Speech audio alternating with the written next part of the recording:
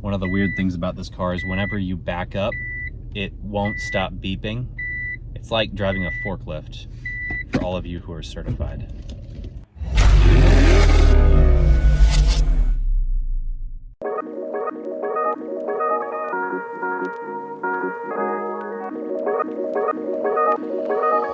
What's up everybody, welcome to the channel. First video, so we'll see how it goes. Today I have for you a 1993 Nissan Cima.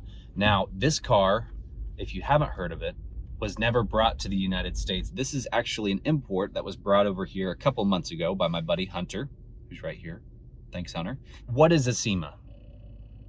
Basically, a Cima is an older Japanese luxury car that competed with, you know, the Mercedes and the Bentleys and the Rolls Royces of the time in 93. This is the Y32 model. And so this was produced, I believe, from 91 up until 1996. First off, we're going to talk about drivetrain. So this has a 4.1 liter V8 that produces 266 horsepower, 274 foot-pounds of torque. And it does 0 to 60, at least when it was new, in 7.4 seconds. Obviously, it's not a fast car. It's not supposed to be fast. This is more of kind of like a cruising slash luxury car. It has all-wheel drive. That's pretty sweet. All the electronics work. And speaking of electronics, it has a lot of them. So when you talk about features and what this car has, there's a lot of cars nowadays that don't have as many things as this car has. So being that it's more of a luxury slash chauffeur car, there's a lot of things in the back seat. For starters, the back seats are fully automated.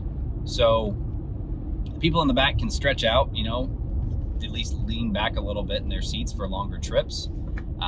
They can also move the people in the front up a little bit if they want to, besides the driver, but the passenger seat actually has controls on the side, which the person in the back can move them up to say, hey, get out of the way. My legs are cramped. You have a cooler in the back for all of your drinks, whether they be alcoholic or not. I don't know what you're allowed to have in Japan, but that's pretty cool. No pun intended. But you also have a little remote. So this thing comes with this little remote that has AM, FM radio controls, and basically just sitting in the back, you can adjust the stereo and change the channel. I thought that was pretty sweet. As far as other features, in the front seat, we have navigation, we have a stereo. For the early 90s, navigation was not really a standard thing. That was just the beginning of it. There's actually a place in the back where you can put in new CDs to update the navigation. But this is an original radio, so the screen currently does not work. But we have a CD player, we have a tape player, different traction modes. We have snow and power mode. I don't know what that is, so we're just gonna go ahead and click that, and it doesn't seem to make a difference, not really. But we also have a electronic parking brake, a nice little analog clock. I mean, the inside of this is pretty sweet. It looks a little bit like a miniature Rolls Royce. Now I say that because a Rolls Royce would probably have a little bit better materials. This one has kind of a late 80s, early 90s material for the seats. It's like a cloth, but it kind of feels cool. I mean, it makes you feel like you're in a little bit more special car than, like, I don't know, a Corolla or something like that. As far as color combination, the paint on this thing is amazing. I love the forest green and the light brown interior that we have on the inside. Some of the different things that I see on this, it has AC controls on the steering wheel, which I don't know a lot of cars nowadays that have that. It also has air ride suspension, which makes the ride very smooth. This car drives very well. I mean, for the year that it is. It's worth mentioning, this car only has 70,000 miles on it. So condition-wise, it's not perfect, obviously. It has a couple of dings and scratches on the outside. Some of the things have been fixed, but they were fixed in Japan. So whenever this car came over, it had no work done to it, which if I were buying a car like this, that's the way I'd want it. I wouldn't want anybody over here to mess with it, unless obviously it's maintenance or something is broken and it needs to be fixed. But the car is all original. The body panels and everything are exactly how they came out of the factory. But this is the way that you'd want to buy it. Like, once you get inside of it, it's like a time capsule. You're immediately transported back into the 90s, and it's like a status symbol that you're driving. It's an awesome conversation piece.